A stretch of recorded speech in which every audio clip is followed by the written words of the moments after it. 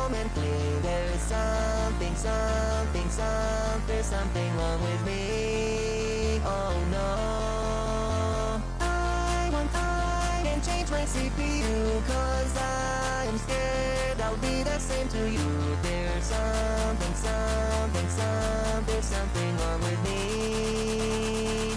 And now it's back to square one.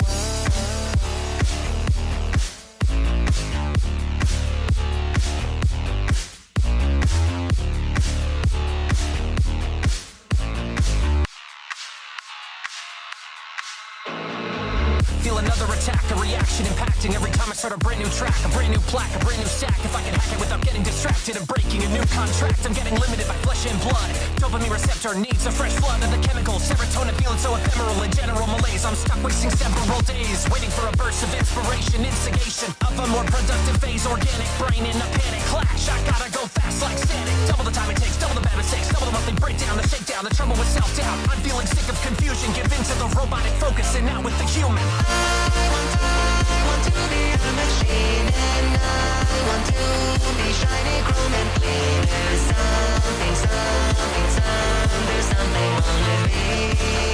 Oh no, I can't change my CPU, cause I'm scared I'll be the same to you. There's something, there's something wrong with me. And now it's back to square one. Feel a pulse like a rhythm that's breaking. Maybe it's the pills that I've been taking, but I feel overclocked, overworked, over and over, too hot. I got to stop. Turn the plan on, turn the fan on, melting from the inside, trying to stand on fire. Down wires, it's got a virus. Thought I was the new me, back to the old trip. Heart goes boom, trapped in a padded room, a womb for powerless flowers who can't bloom. Don't assume from afar that you can diagnose a ghost just from looking at the stars. Stars in your eyes, I can tell, but you're living in denial. Try out living in hell. You'll be sick of confusion. Start the infusion. Robotic is better than human. I want to be a machine, and I want to be shiny, chrome and clean. There's something, there's something wrong with me. Oh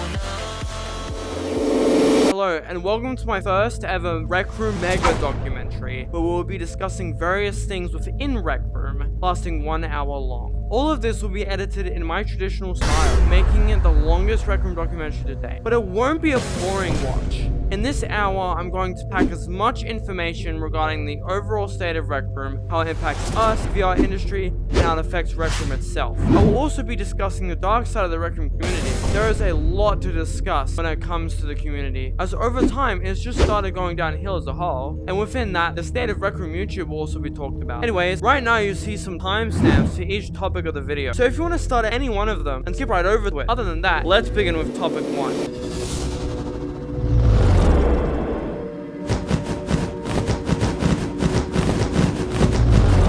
I'm going to begin with a pessimistic view of the game, like the sentiment that a lot of the Rec Room YouTubers are continuing to have on the game. This will be here to help us have a more reasonable but optimistic scope. I didn't realize that Rec Room was as damaged as it was until 16% of the employee base of the game had to be laid off. Let's just make it clear. Let's just make this clear. Rec Room isn't dying, or at least I don't think so, but it's losing money, which could result in its permanent shutdown within 2 years if Rec Room doesn't do something about it. In future, if the game is desperate, they may have to find more ways to monetize, which will take more money out of the pockets of creators and builders, as the company goes into further and further financial trouble. You may argue that Rec Room's net worth is in the billions, making the company relatively fine, but that doesn't consider the fact that net worth is just the value of the things Rec Room owned, summed with the company's income and cash balance. It's the cost of the entire company, as well as everything within it if you were to buy it. The maintenance costs and other costs accounting for the Rec Room office may result in the company having to sell out to a parent company or make mobile game ads, which could create many ramifications for the game in the future. This is very concerning for Rec Room's life cycle. Slowly though, the game has become ever so slightly more desperate, trying to monetize by making sets further and further overpriced compared to the older, cheaper prices of their previous shirts. With a priority over UGC now, we hail to figure out what future consequences this may bring, which is why we truly don't know if the game is dead or not. But it's more like a Schrodinger's cat sort of situation, which is even scarier. So that brought me to something else, I think. So, you said go rewind, you said, oh yes, okay. So, Rec Room during the pandemic, and you can actually read these statistics, they're public. So, according to Steam statistics alone, Rec Room has more concurrent players now than it does back in the pandemic. And in the pandemic, while it was a big blow up, there was about 700 daily active users, and now there's about almost 2,000 daily active users. Just remembering that off the top of my head, in 2025. But people now, a lot of rec tubers are saying that Rec Room is dying or that Rec Room is dead. What would you say to that when I bring up those statistics?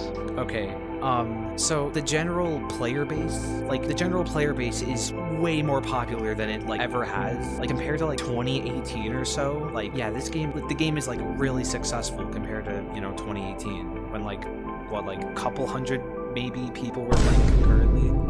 But like, yeah, I do feel like, the community surrounding the game, like the part that actually cares about it, I feel like that's what everyone's saying is dying. Okay. And one last thing, well, the game as a whole is dying in terms of quality and a whole lot of different stuff. There are some people that genuinely argue that. Anyway, let's forget about that sentiment and instead move on to a more optimistic point of view. Let's discuss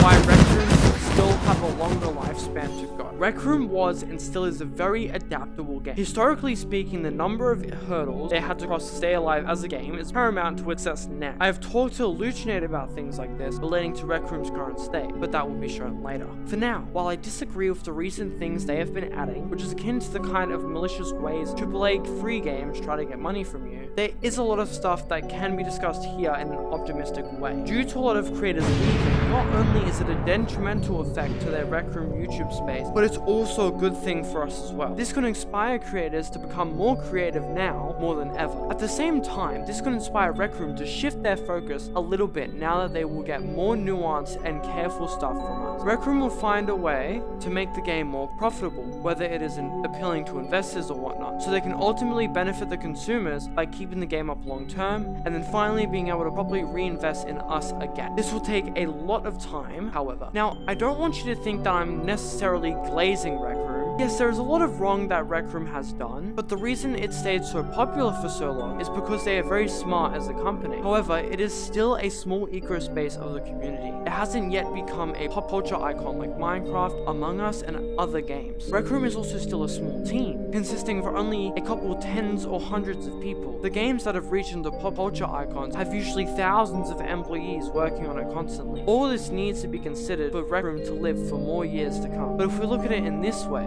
it is still optimistic. Anyways, due to Luchinator's opinion on this, Rec Room's total at like $3.5 billion. Yeah. Based on the way that they're going, it looks like they may be losing money, taking into account that the amount of other stuff that Rec Room, the company, is worth. If you were to buy it out, you'd have to buy it for $3.5 billion. So it doesn't take into account like the actual balance that Rec Room has. So when they have to lay off 16% of their entire employee base, it does indicate that they're somewhat losing money, and it seems like they're putting a lot of eggs in one basket, or like a lot of the money is just going back into maintaining the game. What I was going to ask you is, do you think Rec Room will be able to fix that? Or, more reasonably, do you think they will have to resort to really invasive monetization strategies to stay afloat? This is something I have not written down in my notes. But yeah, I'm pretty sure, if I'm remembering correctly, like, I think the devs have stated, like, several times that they haven't been, like, profitable for, like, a while. So, and, like, they're still losing money right now. And yeah, I don't really know if they'll, like, ever be able to, like, recover from that. I feel like the game has gotten, like, too popular for its own good. Like, it exploded, like, during the pandemic, and I cannot talk, Jesus Christ. Like, part of me feels like it got, like, too popular way too quickly, and, like, they can't really, like, and Rec Room can't really, like, process that properly or handle that properly. Okay. That could probably be why, because servers cost money to be able to own and maintain, so they're probably buying more servers to keep everything on, because there's new players. So yeah, now that you've listened to the Lucianator, let's just move on to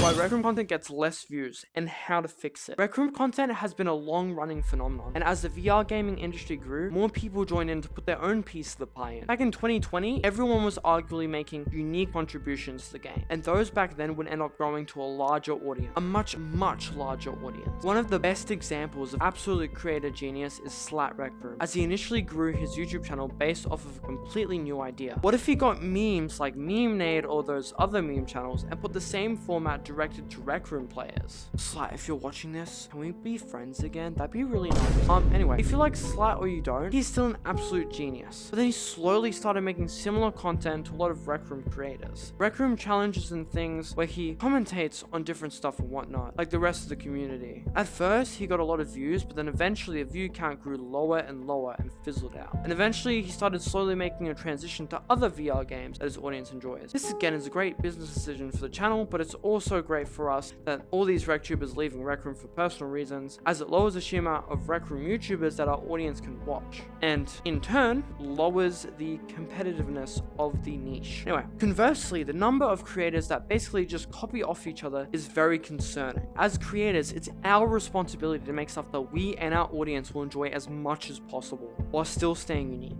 You could either do everything that everybody else is doing to fit in, or you could do something completely different, stand out and win big. You can still take inspiration from others, but it's important to, in some way, shape or form, make yourself completely unique and different, as this is a creative industry. If we want more views, we need to be more creative and especially study what works. Doing dignified work that you're passionate about will show to your viewers that you are special. You, no matter the channel size, can do something big. Something so big that the bigger Rec Room creators will see it. At the end of the day, it doesn't matter how much money or views you make. I think it matters more the impact you make as an individual on the community. 20,000 people could watch one of your videos but then never come back, unless those 20,000 people saw that video and thought it was so good, so dignifying, that they wanted to come back over and over and over. Remember this too, it doesn't matter the view count either, but it matters who sees the video itself. If a popular YouTuber sees your videos, you could be setting yourself up for a great opportunity down the road. Sonic the Man, one of the greatest Rec Room editors, landed a job with many larger creators despite his small channel size. If you put yourself out there, you can do the same thing by exploiting human psychology to get more views on your video. But that doesn't inspire solutions. So let me give you some ideas to help you get more views on your Rec Room channel. Let's start with you first. You need to make content that you would unironically enjoy watching first. If you don't enjoy making the video or watching it, your audience won't enjoy it either. 2. Make content based off stuff outside of Rec Room that you could make in Rec Room. That's how Sharkify could just randomly get 3k views on his Dementia video, because that meta was initially in other video games before it was introduced to Rec Room in that way. 3. Work on your graphic design. Your thumbnail style is your brand, so the more unique it is, the more people remember your face. Let me give you an example. I want you to look at the following 3 thumbnails that I took from my channel, Slat's YouTube channel, and Therapeutics channel. I want you to guess which is which. You have 5 seconds.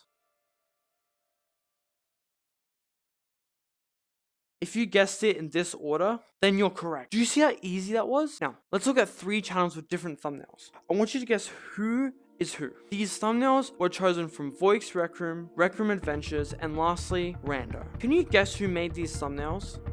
If you guessed this, you are correct, but it was much harder to find though, right? Again, this is because staying unique is the way to go. Lastly, experiment with your creativity and keep trying until finally something unique to you sticks. People will remember you for that, and depending on the amount of effort your content takes to make, there will be no copycats. Do not go for the easy, short-term growth method that Rectopian did or any other RecTuber did. It will only hurt your growth in the long run. Now, we need to move on to a more notable part of the Rec Room community that may be damaging it.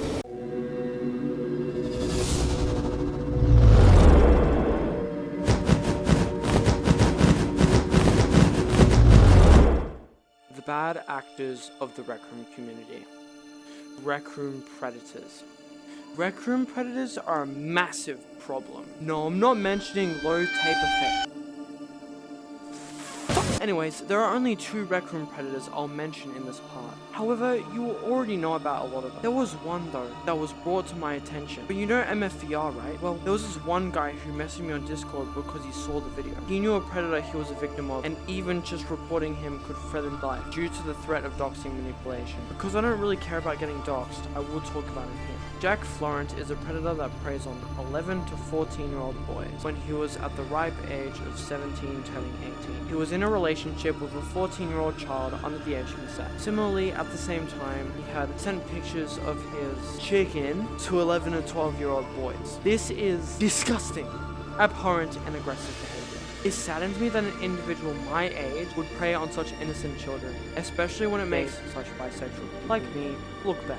This isn't just randomly thrown accusations, this is the truth. So much evidence came out about this guy, so much disgusting behavior was exposed. The evidence I had were from an actual victim of this man, who exploited him from Rec Room e-sex. I may find his information legally for another video, but it's still important that people like this come up. Additionally, pedophiles that do sexual things with people over years and have multiple victims are not the result of trauma, but the result of evil. There is no remorse, and the perpetrator never feels bad for their action. They only feel bad that they got caught and got repercussions for it. MFVR, a person who I talked about months ago, still messaging me to this day with dumbass lies, begging me to get his accounts unbanned. I even made sure that MFVR was an adult by asking Toxicity AI and giving his exact case. It said he was just trying to lie out of consequences.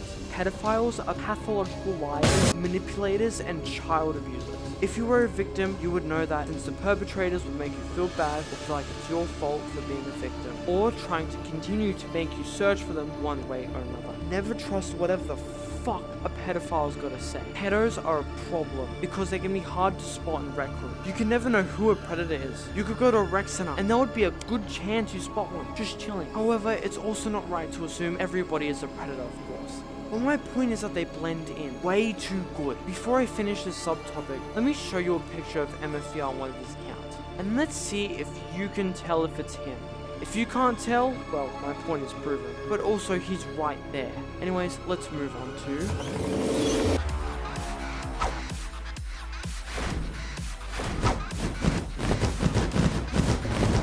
the toxicity within the Rec Room community. Majority of the Rec Room player base is usually consisting of amazing people you can meet at any time, anywhere. However, there is a very small but ever-growing number of people that are beginning to plague the game. Similarly to predators, they blend in well until that person simply doesn't like you for any reason. Then their real colors start to shine bright. Unfortunately, I was the victim of the most toxic Rec Room player ever. And I'm not joking. The crime I committed to get him this mad is being friends with Circus and just knowing MFVR. The MFVR shit caused a lot of fucking controversy when it came to Cheese, because he started making fun of Circus and I for being unfortunate victims of MFVR. He told Circus and I to end our lives. And to be honest, it seemed like Circus almost did when he said it at the time. This disgusting person, Cheese aka Joking, aka this person on Discord, has made multiple alt accounts on Rec Room and Discord, messaging me and Circus with usernames mainly insulting Circus. And the other crime you could commit, get anyone, any toxic person to not like you and get them to really show you their true colors, is if you tell them no. For anything at all. Cheese was caught saying the N-word and making fun of many others and crashing out. Cheese is very, very toxic. Toxic Rec Room players are terrible and bring down the quality of the game. It makes Rec Room feel like a chore to play when there's a person making you feel like shit. These toxic players are also attention seekers. They want you to give them attention. Do not give them the fucking attention that they do not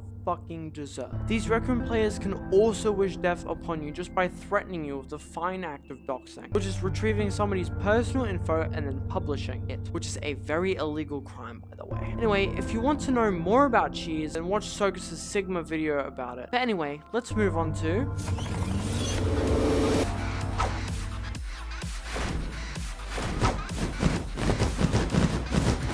the most toxic Rec Room group. The the most toxic Rec Room group was right under our noses, and Sogus was also the unfortunate victim of doxing by a toxic Rec Room group. This toxic Rec Room group, just like Cheese, had a small mere beef that affected them so personally, they had to go out and literally break the law and threaten my friend just because. This situation put Sogus in much distraught, and he told his friends about it, even me. This is the Fugor gang, consisting of Zelnexus. Oh my god, Zelnexus is in my server. Oh shit, he's in my server. This is the Fugor gang, consisting of Zelnexus, Fugorlad, Glocklesnar, and Elron 2016. These individuals take things to the extreme if things don't go their way. They even doxed a 10-year-old by building their real-life house inside of Rec Room. This is deplorable behavior. This behavior should not be present in a goofy child bean game, but it is. All these messages, which are some things that I'll need to blur out, are present in the Sogus server if you want to read them. I'll put a link in the description. But hey, if the messages aren't there, it isn't my fault. These people used to be friends with Sogus, but they slowly started turning against him for whatever reason. I'm an outsider, so a lot of this stuff is according to DMs that Sogus sent me and according to his own testimony. So I don't fully understand the situation, but I've done my absolute best here. That should vindicate Sogus enough, or me, I don't fucking know. But we need to talk about something very, very important, and something that I wanted to segue to now.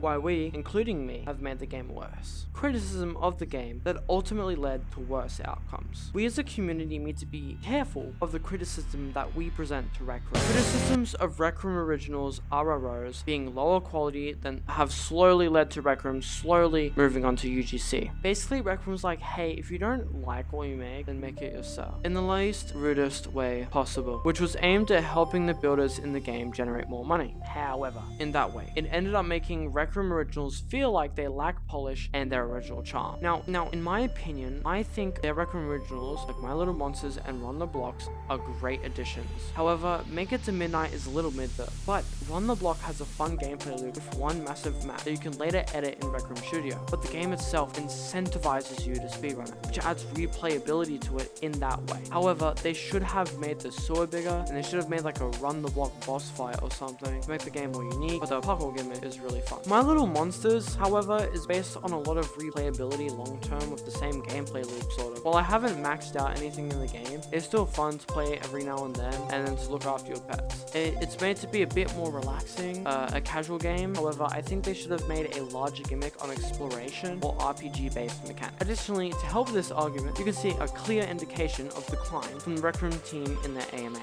They Ask Me Anythings during the older stages of Rec Room, where everything was relatively new. The staff were receptive to their audience and basically answered everything they wanted or needed to do because they wanted everybody to have a base idea of the future of the game. However, as change went on and as the company had to prioritize the longevity of the game rather than content, the game was around 5 or 6 years old at this point, which is old in video game standards, the community became more critical of each change that Rec Room made, often becoming disappointed with the explanation presented. It is an obvious but not very talked about fact that we as humans naturally don't like change.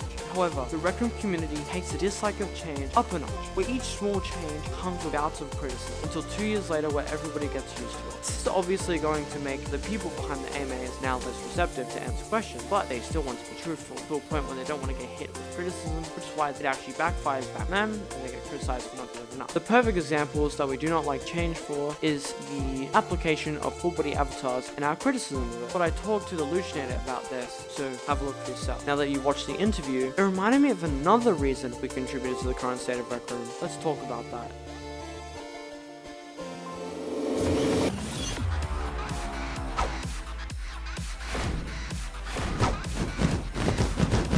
The game's drama and scandals. Throughout Rec Room's history, there wasn't much significant drama, but during the pandemic, the time that was noted as the golden age of Rec Room, a drama occurred between Smoxic and Sharkboy. Even though this was 5 years ago, it still heavily impacted the culture within Rec Room for multiple years to come. Rec Info, aka RyGuy99777, was a drama YouTuber that just came out where he would criticize and talk about different creators and drama within the game. The problem was, it created an echo chamber of drama, lies, and manipulation, ultimately ending up with people figuring out that the majority of the drama between between Sharkboy and Smoxic was completely fabricated for views and money. I mean, how was it not that obvious? Anyway, Mr. Boy Games, and the Redstone Crafter, which were people I knew during the pandemic that were also making these videos, ended up being permabanned from Rec Room because they were constantly attacking and criticizing different developers, both on platform and off platform. I didn't like what this echo chamber was becoming at the time, so during this whole drama, I decided to make a video called Defending Rec Room. This video got 500 views and was a little criticized, but ultimately respected by the community. It was around the same ranty style as most content is now. Mr. Boy Games accused Hairy Man Legs of being a pedophile, accused Slat of being a toxic person, and tried to expose a bunch of other RecTubers in the game, even though the proof wholly fell short of nothing. The Redstone Crafter had the same note, accusing those RecTubers of the same thing. Rec Info was in the middle of that, exposing Hairy for terrible things that never happened. I mean, it's unlike my content where I expose people, where I do due diligence and stuff like that, and I try to respect as many people as possible when talking about certain topics. These people would just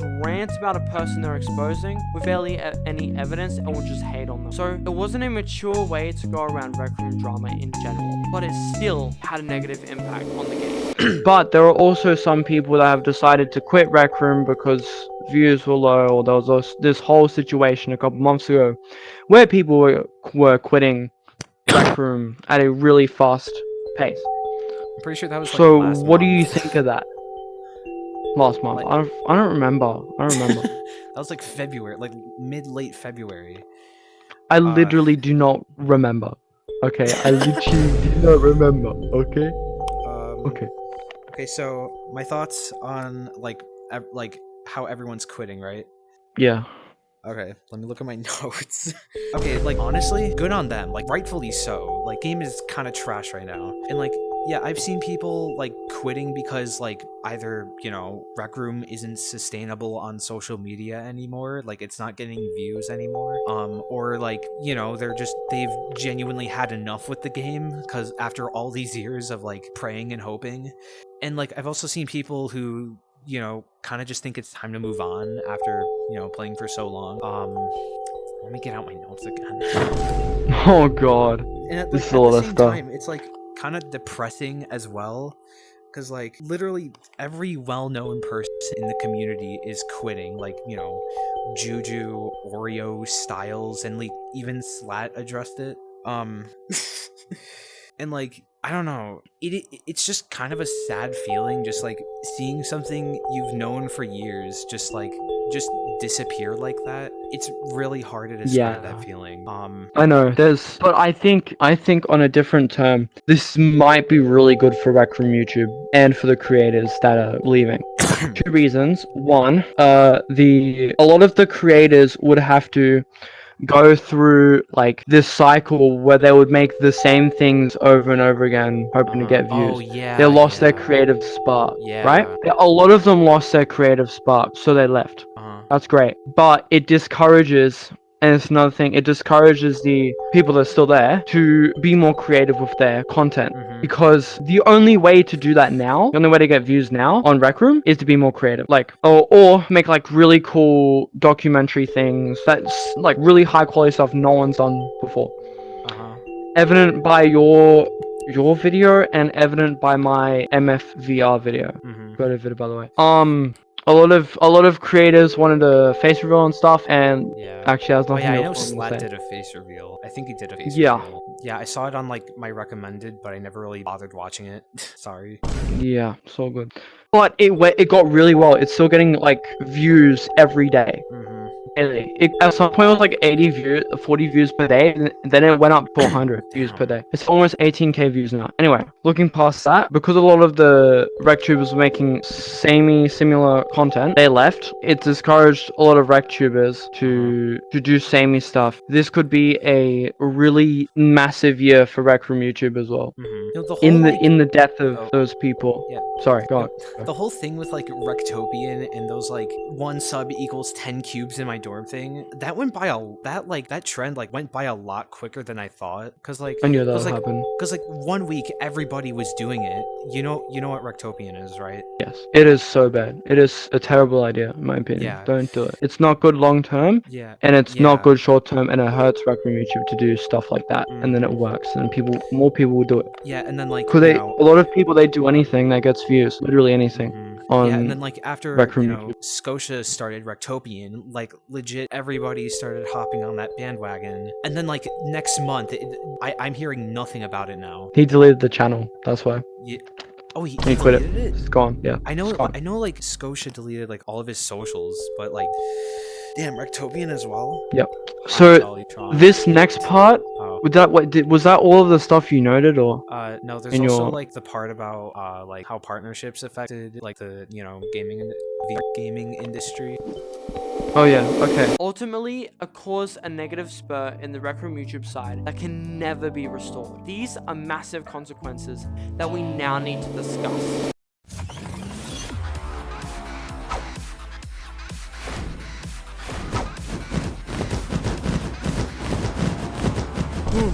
The consequences of these actions that we must reap. Our history of criticizing Rec Room and causing stupid, unnecessary drama within the game on various innocent moderators and creators need to end. Usually, these things end up in huge amounts of regret for some creators. The Luchinator, who I featured before, directly told me there's information about hairy man legs that he posted on his popular Rec Room video was taken hugely out of context by him, leading to the potential hurt reputation of hairy man legs and huge levels of regret for the Luchinator. This is damage that can never be restored. Had he done his due diligence, things may have become way better than it seems. I will play the whole interview for this section here. This is the whole questioning involved in how we may have ruined Rec Room. My last question was, do you think our criticisms of the game as a community, has it ruined the game? Because there has been some posts where people have said, let's make full body a thing in Rec Room, and then Rec Room does it, and then they're like, ill, right?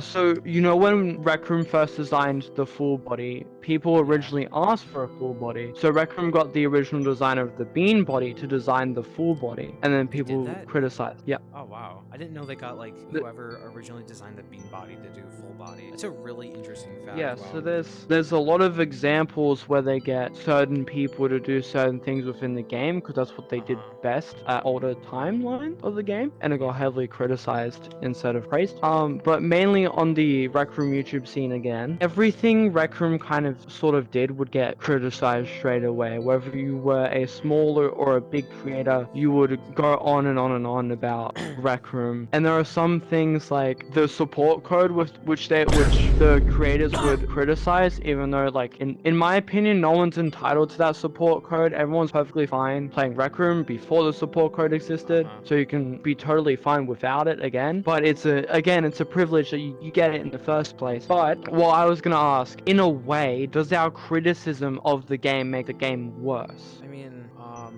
that's also a really good question that I don't have in my notes. Oh, this man is in his notes, man. But yeah, I mean, I do think Rec Room like is kind of like dead set on what they're doing, no matter what the community thinks about it. Cause like the amount of backlash that they got with Full Body, like that was insane. Like and like I do kind of I don't know. I mean, I feel like a lot of the hate for Full Body was kind of irrational, cause like nobody in this game's community likes change. Like myself included. Like everyone hates change, and like Every part of- human hates change. Yeah, and like, oh, sorry. And like, if full body avatars were like, in Rec Room, like from the start, like I don't like everyone would be fine with it. Like kind of like right now, where everyone, kind of just got used to, full body avatars at this point. But yeah, Yeah. I don't really know about like how that is kind of a hard question to answer. I'll be honest. How Rec Room or how our criticisms affect the game negatively. But yeah, I do think a lot of the criticism we have is like, or at least I have, or God, what am I saying at this point? Like, It's sure. It's sure. Like, You suck at articulating your words. I've been there. I feel like a good example of like how irrational some of the community is with like the new widget watch. Cause like I honestly really like the widget watch. Cause like it's a billion times better than like the flat rectangular home UI we have now. or like, you know, the flat UI we have now. But Yeah, like people they are improved still it a like lot. absolutely like ragging on it solely because it's different, or like it's different than what they're used to without, you know, actually giving it a chance. And like, I'll be honest, I was kind of the same with like, you know, full body avatars, or like even the bean avatar, or even like the new, you know, bean avatars. Like the new bean avatars are honestly kind of starting to grow on me. Like my only gripe with it is like, you know, the proportions. Like the hands feel way too small, and like they made the head way too big for whatever reason. That's mainly why I'm still using the old bean. So yeah. Yeah, that makes sense. My only gripe with the new one is that it lags my game more than if I use the old one. Oh really? Yeah, Damn. because the new hand has more polygons on it than the old hand. Oh yeah. Oh yeah. If I you mean, I don't, if you haven't noticed it, look. I mean, I don't think that should Like, like look at the matter. polygons on my hand. The amount of polygons on a texture, the amount of data in a texture can affect how, like, your game's performance. I mean, I don't think like the amount of polygons on an object can really affect performance. What did you set? Like, oh god, for a split second it was just Low. like, oh yeah, I can see that. But yeah, I don't think the proportions on, or oh my god, the amount of polygons on, you know, the avatars really affect performance that much. I think it's just like a bunch of like, you know, backend stuff they need to optimize, or like stuff behind the scene. Yeah, I don't know, but for some reason, every time I, like, even my question, most of my question is lagging. It's lagging my game more. I got a crisp 90 FPS here, but then turn it off, and then, like, my FPS drops. Let me see if like it's the same for me. You're on an RTX 3060, so you might not Like even a notice. 3050 Ti. I'm using a laptop. Oh yeah, also, I'm on a 1060, so. Also, this is like barely noticeable, but I don't like how there's this like tiny seam between like your pointer finger and the rest of your hand. I never noticed that. They should have combined it exactly as was with the hand. I mean, I do think they tried to do that, but now like it's just slightly off and it triggers my OCD. Okay, that's fair. It's cause I know why.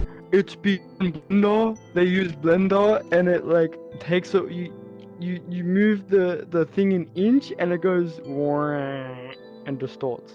The whole thing dies. Anyway, I got no more questions to ask you, so that's like chill. Wait, what? Oh. I got no more questions to ask you, so it's chill. That's all I needed for the Okay. interview. So is that everything? Yeah, that's everything. If the Luchinator, who objectively has created the most unique, critique, and most well-informed, well-researched, most popular, and one of the most longest Rec Room analysis videos ever to exist, lead to this much regret from one 30-second statement from one YouTuber, imagine how much regret some other creators must live with. And not only that, but we also ultimately suffer more. Toxicity breeds toxicity, and leaving these things unchecked can lead to a massive toxicity problem. I haven't seen this firsthand, but there are so many toxic creators being given a platform because of our previous dramas within Rec Room, as well as our criticisms from the game. And frankly, it's led to stricter regulations of the in-game code of conduct being in place. Systems that are so strict, in fact, that some parts of the community find it too strict. This system, known as ToxMod, was a system within Rec Room that reduced toxic players by 75% to 90%, which is an awesome statistic, until you find out that some of those players may have been falsely flagged because these moderator bots don't usually understand context or nuance, usually reading from a transcript that was translated based on what you say. Even though now, a lot of issues have started to arise in Rec Room's wake to solve them and continue to invest in a great state of the game, we often forget to appreciate Rec Room's contribution to the VR industry itself. Let's talk about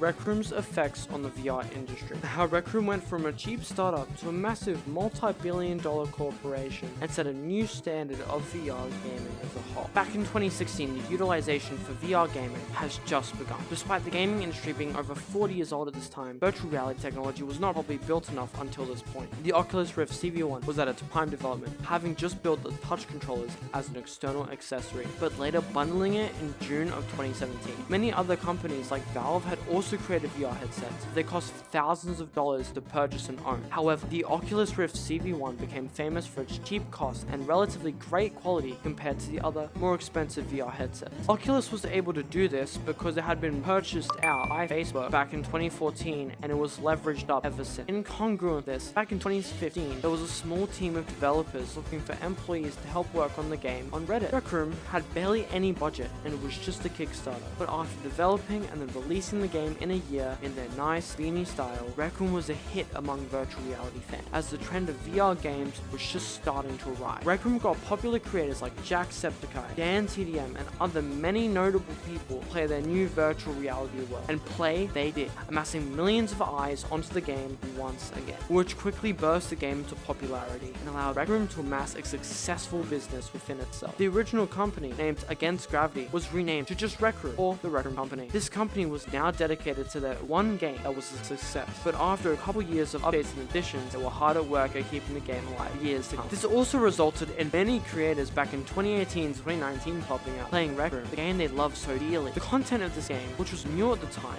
quickly became popular, and it resulted in many of the early RecTubers, such as both Thaya and Soulfox Gaming, to become popular. But it didn't stop there. 2020, known as the golden era of Rec Room, gave Rec Room a brand new influx of players, and a lot of brand new minds to see and experience a great game. One of these players was me in June of 2020. By 2021, Rec Room understood they needed to make changes to the feel of the game for the newer audience, so they changed the login screen to a much cleaner one, as well as developed a more controversial Watch UI, which comparing now is way simpler compared to the older UI. They even created new lore for the Forbidden One, which was originally a creepypasta where somebody was trying to figure out who or what was in the old Rec Room login screen. It was a visual glitch, but from the pictures taken, there appeared to be a silhouette from afar. Now, most of the additions made to the game resulted in helping creators out by giving the creator codes, or by helping builders out by improving their building system and collaborating with Blender and Unity to create Rec Room Studio. Rec Room Studio is inspired by Roblox, but it blends with the Maker Pen to create wonderful games and experiences inside of Rec Room. Now, Rec Room is at a content standstill, as their focus had completely subsided to other sectors of the game. Additionally, it seems that Rec Room is losing money, only making enough to pay for the maintenance of the game as well as their employees. Since a couple of weeks ago, Nick Fargett, the CEO of Rec Room, wrote a large letter detailing what is going on within the company and why they laid off 16% of their entire employee base. What I love about this post is that Nick Fargett understood how much this game meant to his employees and how they would be affected financially by the layoffs. So he planned to spend months training and helping his previous employees find new career opportunities in the future. Usually, AAA companies would lay off their employees and the employees would be on their own. This shows that Nick Fargett is somewhat virtuous and considerate of his team. Alright.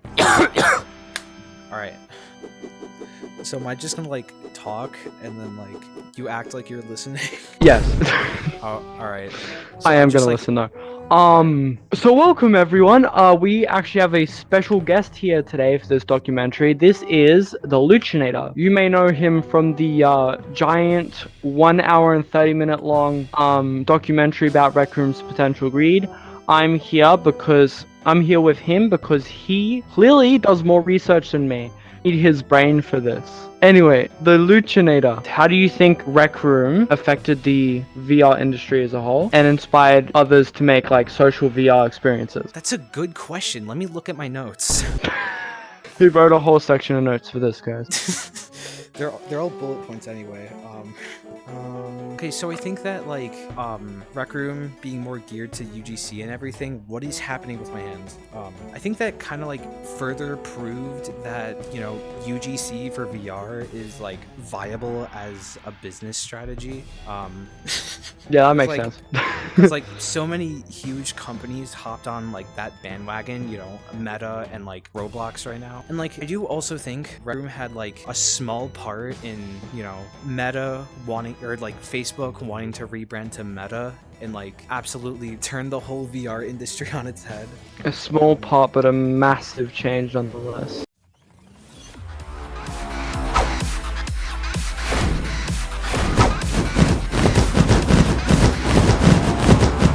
brief history of partnerships and participation from other companies. They didn't really have many partnerships with companies, mainly relying on the user-generated creations to bring players into the game. However, their first partnerships that they ran was based off of what the community was making, ultimately positively impacting the community as a whole. For example, based in 2021, Rec Room had a small partnership with Five Nights at Freddy's based on the IP many creators would use to create cool games with. Rec Room had also made custom shirts earlier on into their life cycle based off small streamers and well-known VR creators. These partnerships were great, but didn't stand tall enough in comparison to their more recent partnerships with MrBeast, the TMNT series, and much more recently, Puma. With this in the limelight, this shows that VR social experiences can be a profitable venture. With all of these partnerships put into mind, it's no wonder that Rec Room became the first ever VR exclusive company to reach a net worth of $1.25 billion in 2021, and now reaching more than $3.5 billion in net worth. Not only that, without these partnerships, Rec Room would not have survived the long term, as they hugely relied on hype generated from other creators. In this, they unintentionally introduced more children to the game through the creators they paid on TikTok. These creators typically appealed to a more childish audience, thus the ads, and thus the content that was pushed a couple of years ago. This was widely criticized by the Rec Room community, which encouraged Rec Room to push back on these changes to the ad, commercials, and trailers. And the criticism regarding these ads was what originally got me banned from the Rec Room Film Academy Discord server. I wasn't even being disrespectful to you, Harry, but it's alright, I don't care, it's my bad. But for real, please unban me from the server.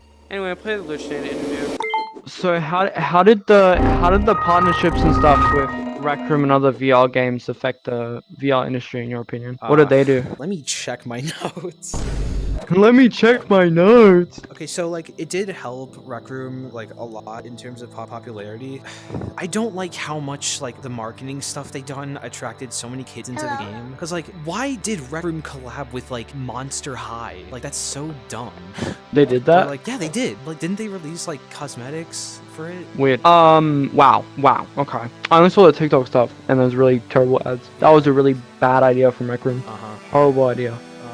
And like I do feel like they took notes from I do feel like they took notes from like the amount of collabs that Fortnite's doing.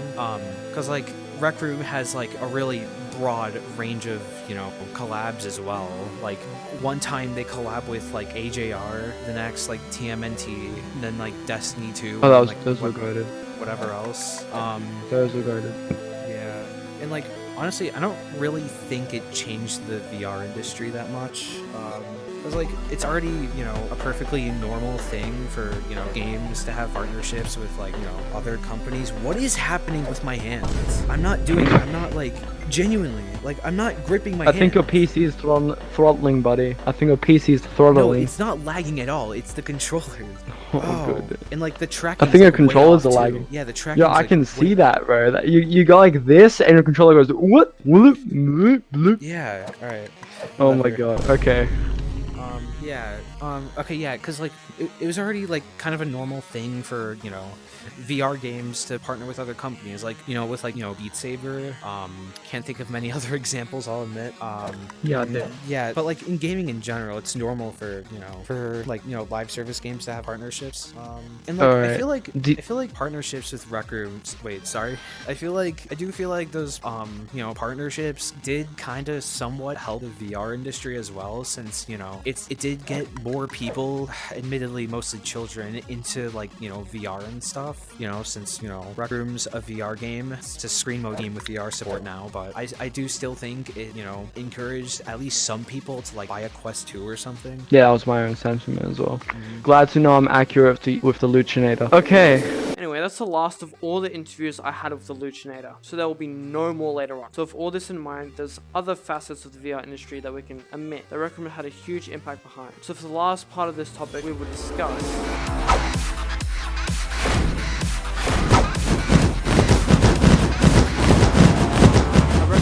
inspired other developers to make VR social games. Rec Room's original long-term success, unintended, ended up encouraging a lot of games to come out as well in the same VR social platform genre, these being VR Chat, Echo VR, and a bunch of other smaller games not included in this video. However, early adopters of this matter, pun very intended, benefited hugely in the long run, able to make billions of dollars just by investing in this brand new, ever-expanding niche. Rec Room spent a while working on the long life of this game, and by having such a large player base, very likely played in the role in the development of these two games, Skyclimb and VR Chat. Let's talk about Skyclimb first, as it's very less well known. Not sponsored by the way, but anyway, Skyclimb is a VR game about climbing mega courses with single player modes and multiplayer modes. While I'm not partnered with the game, not sponsored, I still want to shout it out because it has my Rec Room avatar in the game. However, Skyclimb used to give out their keys completely for free to RecTubers just like us in exchange for the free promotion, which could indicate that the developers of the game, such as Rafael Di Camergo, are really interested in the VR social games such as Rec Room or anything else in that genre of virtual reality experiences. While I don't have direct contact with him nowadays, this is just up to speculation though. Looking at VR Chat in the same light of speculation, VR Chat developed their game before Rec Room did, which means not only was VR Chat a predecessor, but an indirect potential inspiration for Rec Room. Their content and their approach today, despite being fundamentally different. Anyway, it's time we move forward on Rec Room's history, partnerships, and inspiration in the VR industry. We need to talk about what this whole mega documentary is culminating together to form. This is the true message I wanted to give to you guys. This is, it means not only was VR Chat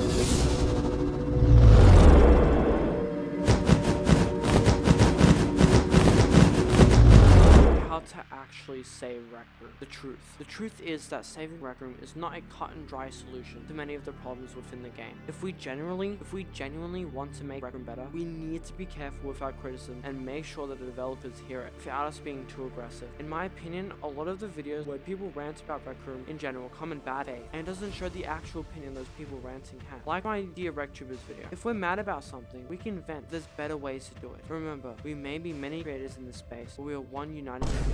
And with this, it's important to teach others how to do what you do, so they can improve on your style and teach you how to improve as well. It's a reciprocal cycle that benefits everyone. However, I see none of that in our space anymore. How are we going to unite ourselves to help save Rec Room in general, when we can't even help ourselves with YouTube, a whole different facet of our career? If we can perfect our strategy to helping each other out on the Rec Room YouTube space, and we can think critically about what can and can't work, and be as creative as possible, we can also translate that to help our favorite game get back on track and allow it to stay stable. Rec Room is objectively losing money and has no longer become profitable. If we can help Rec Room become more profitable, in theory, they will have more means and funding to improve and add proper content to their game, rather than having to make things for builders to make Rec Room more monetizable. I know it's a stretch, a huge stretch, but it's a very good thing to consider. We need to work on what we can do with each other to help each other, for we can help a much larger goal, which is saving Rec Room. However, it is still very important to remember that no matter how large or small your channel is, you can still make an impact no matter what, no matter how good you are. I'll use myself, who is still an objectively small channel, as an example of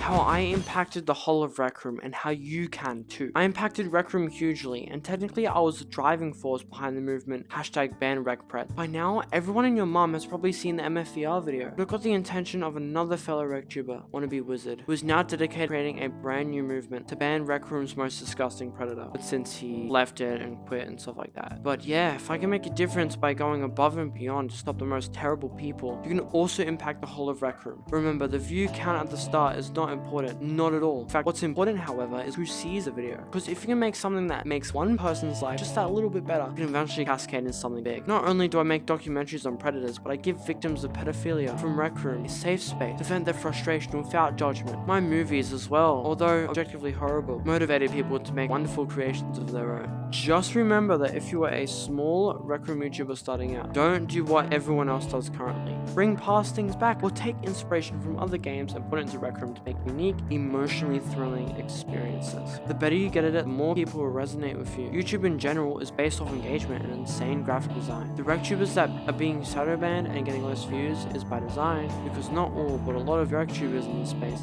typically don't relate to their viewers, and the same NPC type stuff. They always follow trends and don't listen to criticism. They just do whatever is popular like robots and don't make a true difference. Always remember to make yourself different from the crowd. It will benefit you long term. You don't have to be 100% unique every time though. You can take inspiration from other creators as long as your work ends up being different in a practical way. This is a tried and true method. This is why Toaster exists and is so big. This is why Player RR exists as a channel, and that's how Slight and Therapeutic originally got so big. They created engaging, trendy, unique, and emotionally meaning video. Even for 2 years, Slight got tons of views because he did that. But then eventually it became less creative. We need to return to our roots. YouTube is a creative industry, and you can't just popularity yourself up. You need to try again. This information in mind and all the research I've conducted for the sake of this video, I believe there's one practical strategy and solution that we can use to save Rec Room. And it's the whole thing I was building up towards in this documentary. So guys, how do we save Rec Room? How do we make Rec Room peak once again and stabilize our channel so we can all thrive for the long term, playing our favorite beloved game? Let's have a look at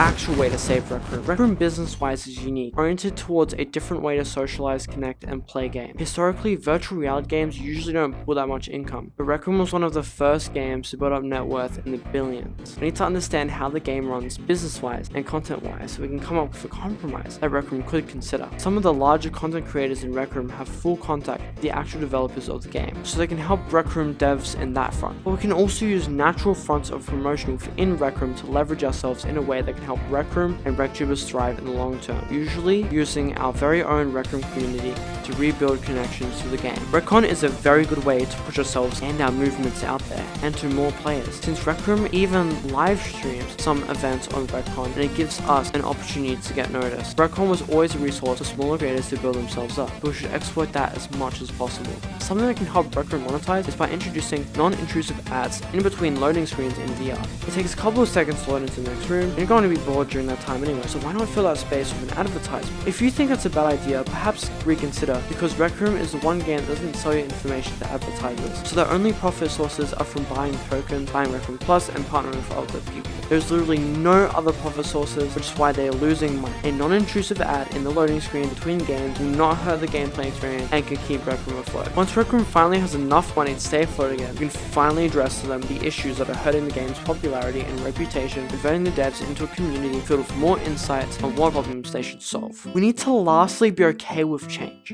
A lot of change is going to be required to fix the game, and it's going to take time. When we ask for Rec Room to make changes, we should also question if that's going to help or hurt us before suggesting it. I believe that the Rec Room developers do listen. They're not greedy at all, but they just need to get a comfortable, easier step forward that matches the interests of the company, community, and themselves. A lot of the stuff I'm suggesting may sound far-fetched, but together we can do anything. By improving our content quality, uniqueness, and emotional connectivity, we can rebuild the game. By helping Rec Room generate more income, we will revive the game. By acknowledging the wrongs that we and Rec Room have done, we can work together as one unit, as one Rec Room community to improve the game in a big, fundamental level and completely revive. By doing this, it will allow us to live comfortable, fun lives playing the game we love for years to come. So, let's finally make a warm conclusion to this long documentary. To conclude this mega documentary, there's a few main things you need to take away from this video. Firstly, criticize the game, but don't rant or be overly critical about it, so we don't demotivate Rec Room at all. We need to remember that these are people behind the game, and people aren't perfect. Secondly, Rec Room does not affect view counts on YouTube, and we need to instead make our content different and interesting, so we can be remembered. Remember that the ability to profit off creator codes are a privilege and not an expectation. Lastly, and most importantly, we need to keep the most disgusting and vile filth off our beloved gaming community. These people do not deserve the privilege of being able to play Rec Room on the daily. And as always, see you on the next upload. Goodbye.